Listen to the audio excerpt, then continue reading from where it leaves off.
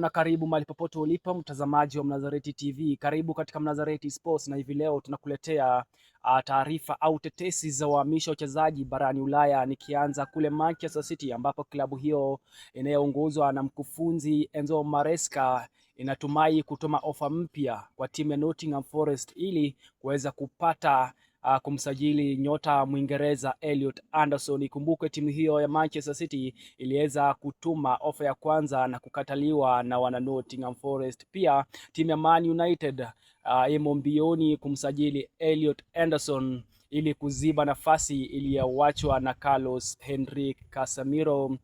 Timu ya Man United bado wamo kwenye mazungumzo na timu ya West Ham United ili kuweza kumsajili mchezaji Matheus Fernandes. Ikumbukwe timu ya West Ham United imeweza kuweka bei ya kitita cha pauni milioni 80 ili kuweza kumuuza mchezaji Matheus Fernandes. Timu hiyo hiyo ya Man United pia inaangazia iwapo kuna uwezekano wa kumsajili kiungo ama nyota wa timu ya Argentina na timu ya Tottenham Hotspur kwa jina Christian Romero ili kuweza kuweka nguvu katika kikosi chao cha ulinzi.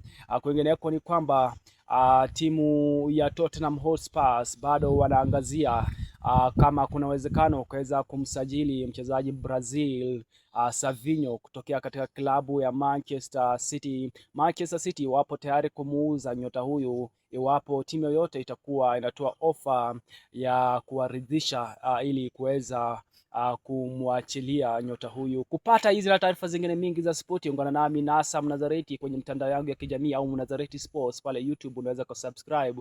Pia TikTok tupo @Mnazareti Sports, unaweza ukafollow na ukalike na kucomment kwenye video zetu. Mie wananiita Vasia Nasa Mnazareti.